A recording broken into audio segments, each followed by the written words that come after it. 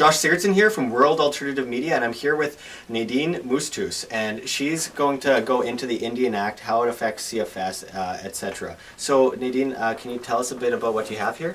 Yes, I have a post I wrote down from one of my uncles he's on his 158th day to apprehend the Indian Act. I wrote down some of the reasons of why he's doing it, because it interacts with the CFS Act, which branches out to all the issues that we are as Indigenous people dealing with. So the Act entitles that we are to be a governed people, that we are unable to provide for our families, to provide for our communities, to parent our own families, and that we are to be governed by the government as, what would that be, disabled people. The Act, within the Act itself, there's so many acts that are going through litigation right now. Which ties into a lot of issues within the Aboriginal community.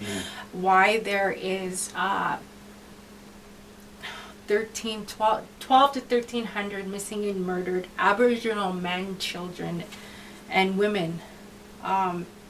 Again, that falls under the Indian Act, because we are not seen as human because of that what do we call that? The document itself states that we are unhuman, so we are not declared human within the Indian Act. And I believe that is part of the reason why our people are going missing and murdered. Another reason is the parenting issue within the Act, stating that we need to be governed, that we are not capable of providing and parenting our own children. Basically disqualifying sovereignty as an option. And across Canada, well, in provincial care right now, there's 110 Native children in provincial care, and that's across Canada. Again, that ties in with the Indian Act. 110,000? 110,000 in provincial care across Canada. 80% of the people on reserves are on social assistance.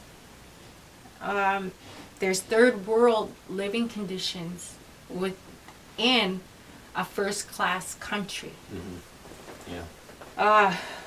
This is all happening because of the Indian Act. The water issues, there's people being poisoned, people getting sick because of hazardous waste within the water.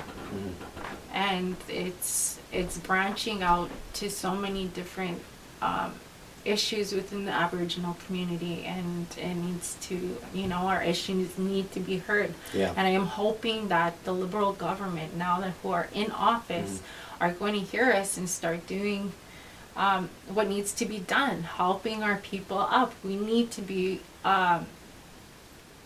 accounted for.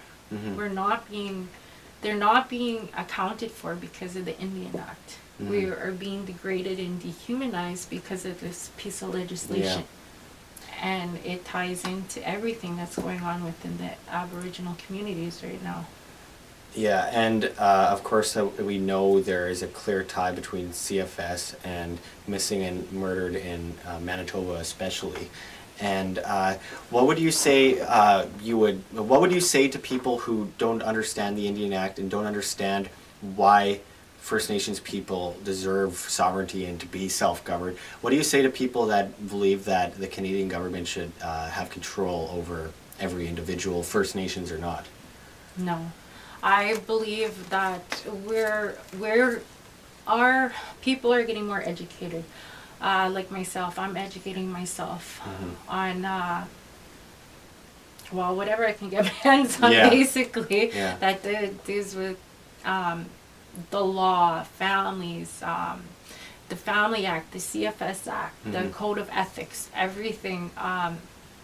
And that we are capable of parenting, we are capable of standing on our own 2 feet, we are capable of educating ourselves as well as our families, and that we just haven't had the chance to.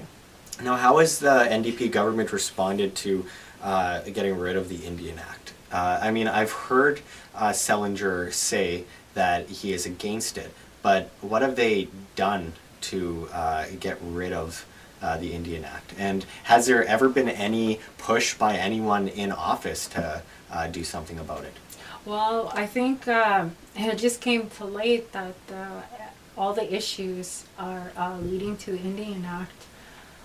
And as far as I know, steps are being taken within the Parliament as to change the Indian Act. Now, whether it's going to change, it's not going to change overnight, because it's a federal document proclaimed by the Queen herself. So everything has to go up and up and up the ladder. So it's going to take some time. Well, why do you think it's still accepted by so many people that First Nations people are seen as second-class citizens? I mean, if we talked about almost any other race and said, well, we think of you as less than human, there would be a lot of outrage. Why do you think there's so little done about this situation, and why do you think it's people think it's acceptable to say First Nations people are second-class citizens, but with any other situation there'd be outrage? Well, I think it boils down to the legislation again within the Indian Act, which in itself it says that our people are to be revenue. Yeah. And that's what it boils down to. Yeah, children have become a commodity. Yeah. People become a commodity, and money seems to always be the root of all evil in almost all of these cases. And can you talk a bit about your talks with people at the legislative building about these kinds of issues? Well, I've came up with some solutions to problems within the system in the CFS Act. Just by researching and by talking to families who have been affected most by the system. And the outcome, I have so many strategies, like I'm on it like chronic. Oh, I know. It's taken some time. Like I said, I've been on this issue for 5 years, and it's boiling down to the fact that they are not putting the funding where the funding is needed to help the Aboriginal community.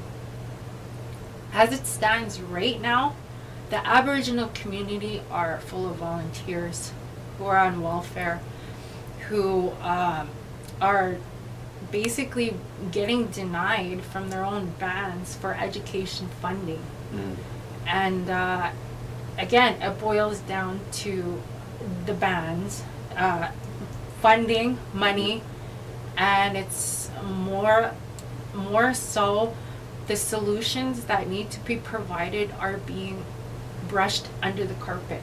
Yeah, they're being suppressed, and once again, it comes down to money. I mean, with the bans, with politicians, we see a pattern of where the money's going and where it isn't going, and you kind of look at it and say, well, why do we need money there, but why are we taking money away from over there? And I think it's a really incredible thing watching the work that you've done over the last long while. I've witnessed you speaking to politicians, and I have to say other people should come and check this out, because you say the problems, but then you provide solutions, and that's very rare today with most forms of activism, unfortunately. And I'd like to thank you for everything you're doing in Manitoba and for the rest of Canadians or sovereign individuals. So thank you very much. Yeah.